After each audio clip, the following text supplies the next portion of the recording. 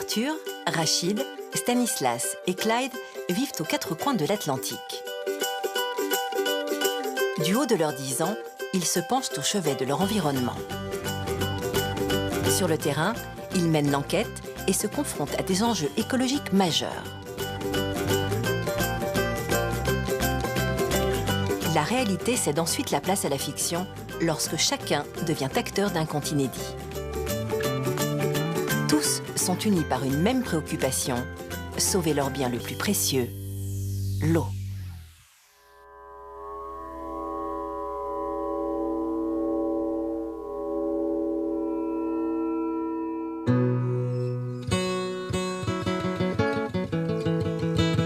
Au gré du cycle des marées, entre l'eau salée de l'océan et l'eau douce des rivières, elle naît là où aucune autre forme de vie ne pourrait subsister. Voici l'une des richesses de l'humanité, la mangrove.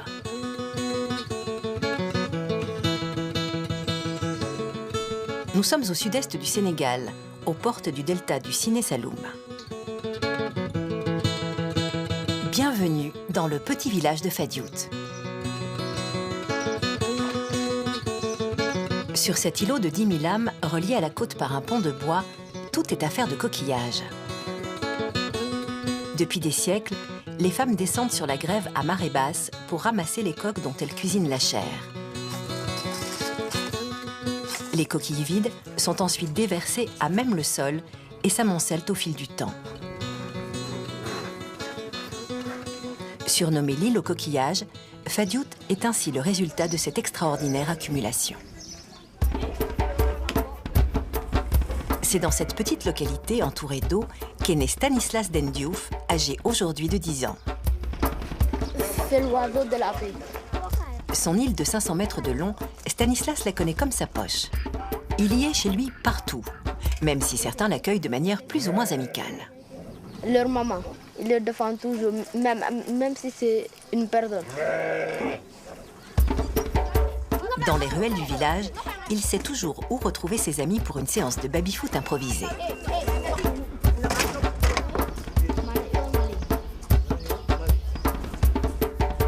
La partie terminée, Stanislas retourne, comme tous les soirs, flâner au cœur de Fadiout.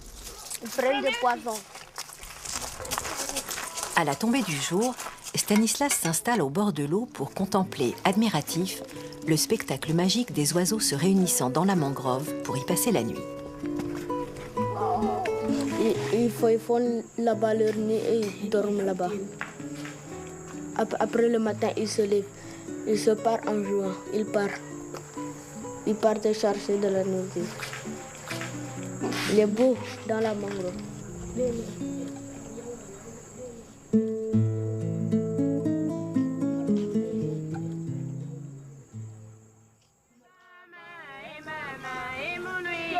La mangrove, c'est cette vaste forêt de palétuviers qui entoure le village. À Fadiout, comme dans de nombreuses régions du monde, elle offre ainsi aux habitants une nourriture variée, du bois de chauffe en abondance, du fourrage pour les bêtes ou encore de nombreuses plantes médicinales. Barrière naturelle ceinturant le littoral, elle protège également les côtes de l'érosion et des tempêtes.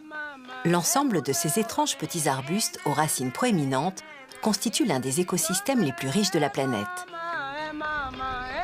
Mais partout, ces magnifiques forêts salées sont aujourd'hui gravement menacées. La surpêche, la pollution, le déboisement intensif entraînent chaque année la disparition de plus de 150 000 hectares de mangroves sur la planète.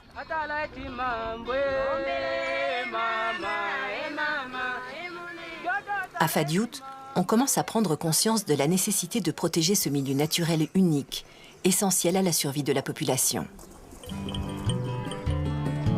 Pour Stanislas et ses camarades de classe, la journée s'annonce d'ailleurs un peu particulière.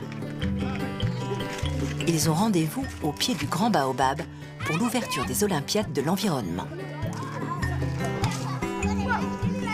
Pendant 2 jours, les enfants vont partir à la découverte de la mangrove et de son extraordinaire biodiversité sous la houlette de Christian Faye du WWF Sénégal. Vous connaissez des animaux qui vivent dans cette mangrove? Oui. Qui peut me donner des exemples? Oui. Les crabes. Les crabes, très bien. Oui. Les singes. Les singes également?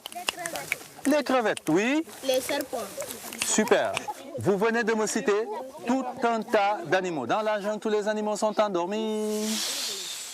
Bravo. Félicité Anne-Émilie. Christian divise la classe en 3 équipes. Les crevettes sont en jaune, les hérons en vert et les crabes en rouge. Stanislas, lui, intègre l'équipe des crevettes. C'est maintenant l'heure de la première épreuve. Les participants doivent faire deviner à leur équipe les noms des habitants de la mangrove. Oui. Venez. Plus fort. C'est un poisson. Tout à fait. Bravo. Les enfants découvrent que la vie foisonne au beau milieu des palétuviers. La mangrove constitue une véritable nurserie pour les poissons et les crustacés et un lieu de nidification idéal pour des milliers d'oiseaux. Mais ça mérite des applaudissements, n'est-ce pas? Elle abrite même plusieurs espèces de mammifères, telles les hyènes ou les chacals. Alors, Tous ces animaux dépendent étroitement les uns des autres pour survivre. si la crevette meurt, elle n'est plus mangée par là, par le petit crabe. Lequel petit crabe n'est plus mangé par le poisson qui n'ayant pas de quoi se nourrir, forcément, rendra l'âme. Notre héron ne mangera pas et l'hyène ne pourra jamais attraper notre héron. Et vous voyez que chaque élément dans la nature a sa place. Et vous voyez que tout ça, c'est un ensemble. C'est ce qu'on appelle la chaîne de la vie. Est-ce que vous avez bien compris? Bravo à vous-même. Est-ce que vous pouvez vous applaudir à vous-même? Bravo les enfants. Fin de la première épreuve des Olympiades. Sur le chemin du retour, les enfants de Fadiout plongent avec joie dans cette eau qui les entoure. Stanislas, lui, ne participe pas à la baignade. Il préfère rester à l'écart, laissant vagabonder ses pensées au rythme de la marée.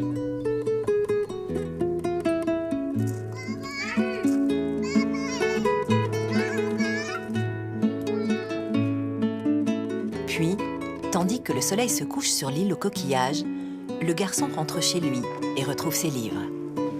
Lui, l'enfant de nature plutôt réservée, peut alors raconter pendant des heures toutes ces histoires qu'il connaît par cœur. Celui-là est l'enfant, celui-là est la mère. Ce moment d'intimité est aussi l'occasion pour Stanislas de livrer un épisode de sa propre histoire. Un souvenir particulièrement désagréable qui reste des années plus tard ancré dans sa mémoire d'enfant. Toutes mes amies étaient dans la mer, se baigner. Ma grand-mère m'a dit que tu veux te baigner. Je lui ai dit oui. Elle a dit enlève tes habits et pars. Quand je suis partie, je me baignais et il y a un ami qui m'a enfoncé dedans. Je ne pouvais plus crier. J'ai essayé de crier, l'eau a entré. J'ai fait comme ça à ma mère. Et c'est celui qui m'a mis dedans. Il était là, il était debout. J'ai fait comme ça à ma mère et je suis relevée. Je crachais de l'eau. Et c'est pourquoi je ne me baigne plus.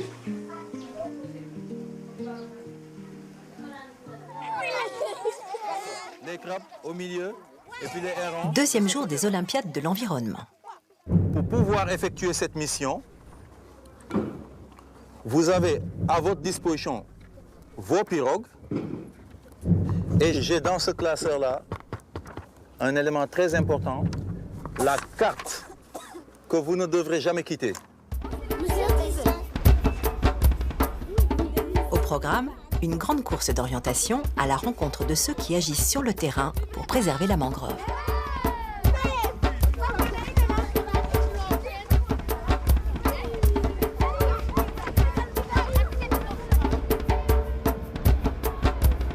À bord de leurs embarcations, les équipes s'enfoncent sur le territoire de l'aire marine protégée de Joal Fadiout. Créées en 2004, les activités de pêche et de cueillette sont strictement encadrées. Stanislas et l'équipe des crevettes ont rendez-vous avec Anna Ndiaye de l'association Femmes au coquillage de Fadiout. Vous allez bien? Oui. Nous allons faire la cueillette des huîtres. Oui. Masquée, gantée et armée de son coupe-coupe, elle va initier les enfants à ce délicat rituel. Voilà comment ça se pratique. il ne faut pas couper les racines. Parce que les huîtres se fixent sur les racines. Une fois que tu coupes la racine, le palétuvier est mort. Ça n'existe plus. Tu mets la coupe, voilà. Tu vas essayer de me couper, sans couper.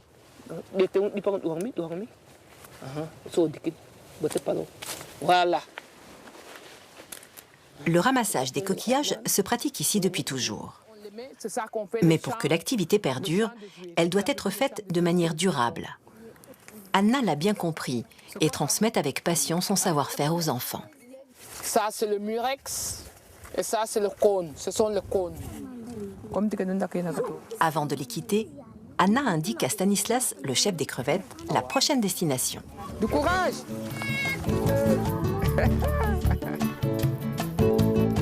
L'équipe des crevettes vogue gaiement vers de nouvelles aventures. En chemin, elle croise la pirogue des crabes qui exécutent fièrement leur signe de ralliement en guise de salut. Les crabes s'apprêtent justement à débarquer sur l'îlot de Abdou Karim Sall, le président de l'aire marine protégée. Je vous reconnais parce qu'il y a des gens qui ressemblent à des crabes parmi vous. Ici, les enfants vont découvrir l'étonnant mode de reproduction de la mangrove. Alors les enfants, ça c'est quoi? Des propagules. Des propagules. Doucement, doucement. Le propagule, c'est la graine du palétuvier. Chacun jette son propagule. Lorsqu'il est mûr, il tombe dans l'eau et peut parcourir de très longues distances avant de se replanter dans la boue. Vous allez me dire, qu'est-ce que vous avez remarqué? Les propagules flottent en se mettant droit. En se mettant debout, droit. C'est bien. Vous voyez le propagule comme ça. Ici c'est plus gros. Ici c'est plus mince. C'est pourquoi à chaque fois il flotte comme ça. Il est en train de chercher des trous. Et maintenant vous, vous êtes des crabes. Je vais vous montrer. Ce sont les crabes qui ont reboisé les 90% de ces mangroves. Avec leurs pinces d'une taille démesurée, les crabes violonistes sont en effet très nombreux ici. En creusant des terriers dans la vase, ils permettent aux propagules de s'implanter et de donner naissance à de nouveaux palétuviers. Mais aujourd'hui, ces travailleurs discrets ne peuvent plus à eux seuls assurer la régénération de la mangrove. En 2009, une vaste opération de reboisement a donc été lancée ici par les autorités. On a reboisé à Joal 1200 sacs de propagules. Et je les reboisé avec des enfants, des jeunes comme vous, des jeunes de Joal, des jeunes de Fadiout.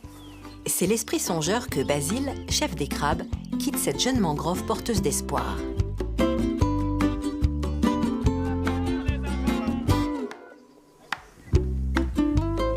Le message de Karim est passé.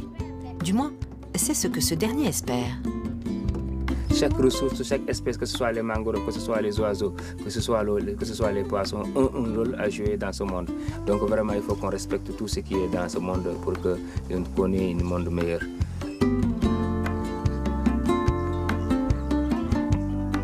Le seul problème qui reste au niveau de Joal-Fadiouth pour que les mangroves soient parfaits, c'est le problème des ordures. Là où on jette les ordures ménagères, c'est le seul problème maintenant qui existe au niveau de Joal-Fadiouth. Les ordures, justement, c'est l'objet de la prochaine halte de l'équipe des crevettes. Stanislas et ses camarades ont rendez-vous avec Ousmane. Ça va? Ça va. Qu'est-ce que tu fais ici? Moi, je ramasse les poubelles, les ordures. Pourquoi les ordures viennent te coller sur les mangroves?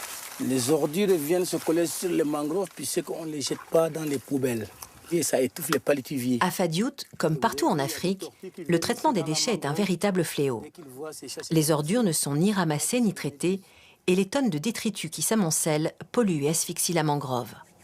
Vous connaissez quel type de plastique qu'il y en a ici? Oui. C'est quoi? Les sachets. Les sachets? Oui. Les bidons. Les bidons? Les sacs de riz. Oui. Le plastique, ça peut vivre jusqu'à 400 ans. Le message que je vous donne, il faudra ne pas jeter les déchets par terre. Il faut les mettre dans des poubelles. Traiter les ordures coûte cher. Ousmane le sait. Mais en sensibilisant les enfants, il espère bien faire évoluer les mentalités et mettre fin progressivement aux mauvaises habitudes.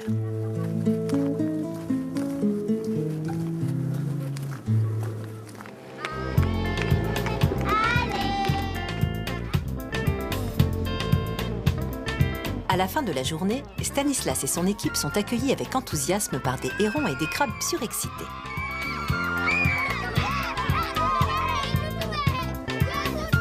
L'aventure n'est pas terminée. Les enfants vont maintenant rejoindre Christian sous le grand baobab pour la phase finale des Olympiades.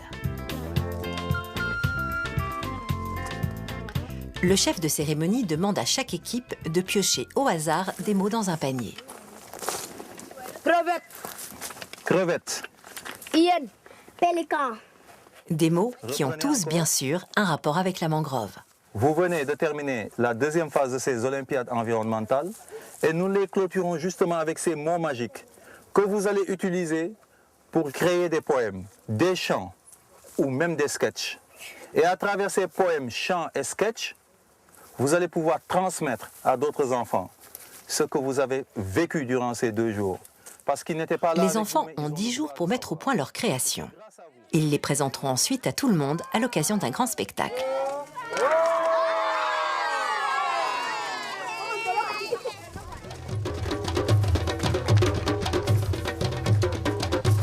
En attendant, c'est dimanche. Et comme tous les dimanches, Stanislas et son ami Paul se rendent à la messe des enfants.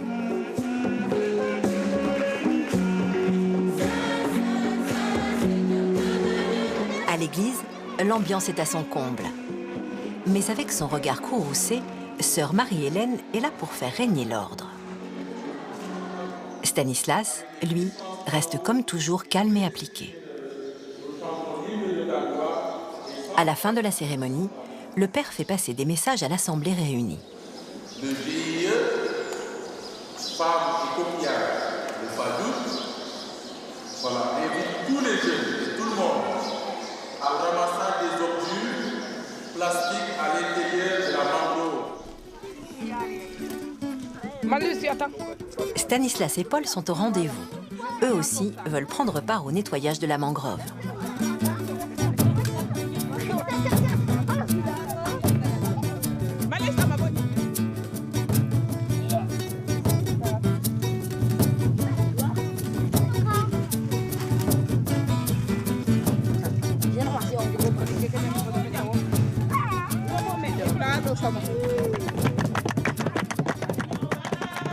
Après l'effort, place à la fête.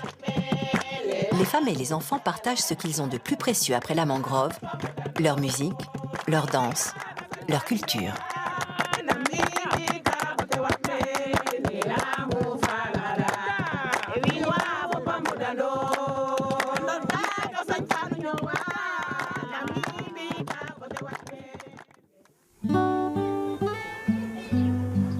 Une semaine plus tard, le grand jour est enfin arrivé. C'est la clôture des Olympiades. Pour l'occasion, presque tout le village est réuni dans la cour de l'école, prêt à découvrir les œuvres théâtrales des élèves. On a passé d'excellents moments. Nous avons eu droit à de superbes Olympiades. Alors, je vais appeler Germaine Mbeng à venir.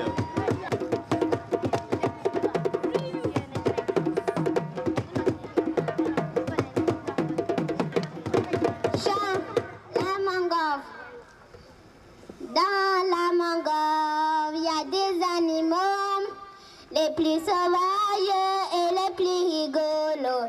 Aïe, aïe, aïe. Aïe, aïe, aïe, aïe.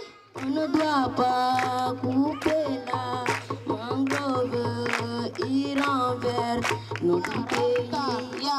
La mangrove est très important. La mangrove est très important. La mangrove est très important. On est du mon beau village qui s'étend au bord de la mangrove. Ah, apparemment, il va se passer quelque chose, hein? Était un jour où la famille de Pascal n'avait pas du bois pour préparer le repas. Alors Pascal décide d'aller couper la mangrove. Dès que la mangrove voit Pascal avec un coupe-coupe, elle tremble. Dès que Pascal prend la racine pour couper, Paul arrive en courant. Mais que fais-tu? Je coupe du bois pour ma famille. Mais tu ne sais pas qu'on a interdit de couper la mangrove? Et que veux-tu? Que ma famille meure de faim? Mais la mangrove amène les poissons que tu manges. Alors la mangrove est utile. Bravo les enfants. Vous avez saisi le message, j'espère. Alors, pour clôturer en beauté, les enfants, j'invite tout le monde à me rejoindre sur scène. Le parcours initiatique sur la mangrove s'achève dans la joie et l'allégresse. Nul doute qu'à l'avenir, les enfants de Fadiout regarderont d'un autre œil cette étrange forêt qui borde leur village et s'attelleront à la protéger pour assurer sa pérennité.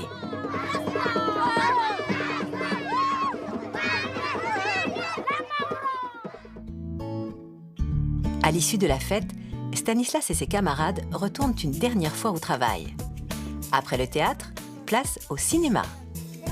Les enfants endossent leurs costumes de comédiens pour participer au tournage d'un film dont le thème est une fois encore la mangrove. Et moteur. Ça tourne. Et action. Cette histoire se passe il y a très longtemps. La déesse Akvo, qui régnait alors sur la précieuse source d'eau pure, avait fait appel à un jeune et valeureux guerrier pour protéger son royaume.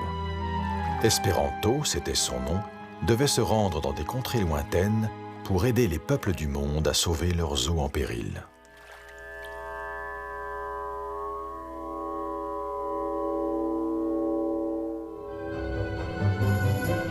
Cela faisait plusieurs jours et plusieurs nuits qu'Espéranto voguait sur les flots, guidé par sa carte magique. Un beau matin, un épais filet de liane surgit en travers de son chemin. C'était le signe qu'il attendait. Il était enfin arrivé à l'orée de la mystérieuse forêt salée.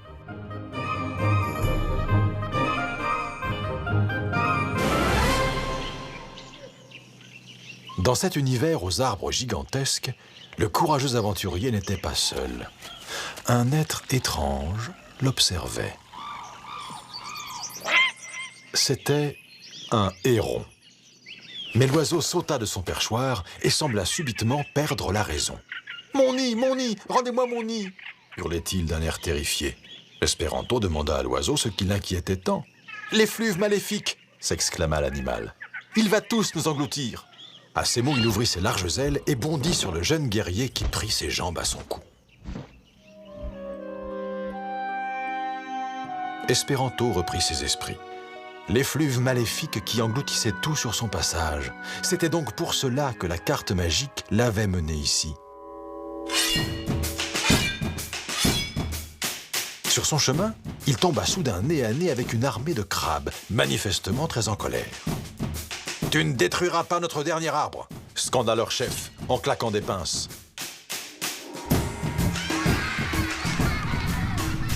Un peu plus loin, il croisa une horde de hyènes lancées dans une course folle. « Ne nous tue pas, ne nous tue pas !» supplièrent-elles. Décidément, le peuple de la forêt salée était sans dessus dessous. Espéranto devait absolument trouver ce mystérieux effluve qui les rendait fous. Mais comment faire?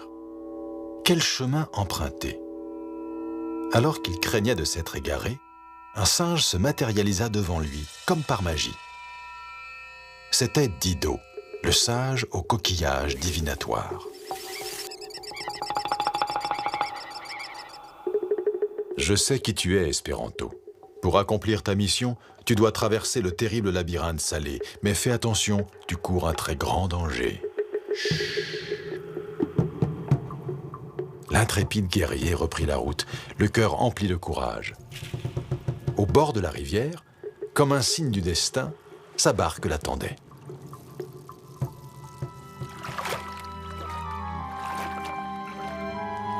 Espéranto navigua longtemps, longtemps dans les méandres sinueux du labyrinthe salé.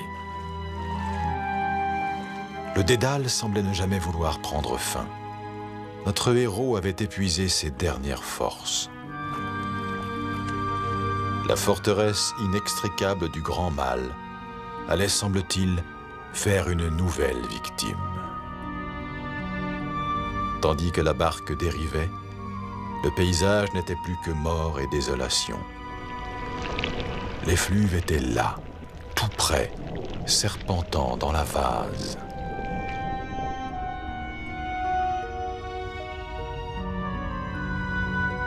Soudain, une petite fiole apparut. Quelques gouttes de liquide tombèrent dans la bouche du jeune homme. C'était un cadeau offert à distance par la déesse Akvo, qui le ranima instantanément.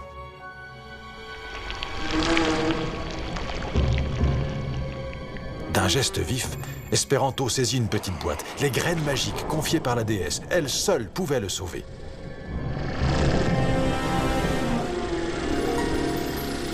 Au contact de la graine, le monstre recula lentement, puis sembla se dissoudre dans l'eau salée.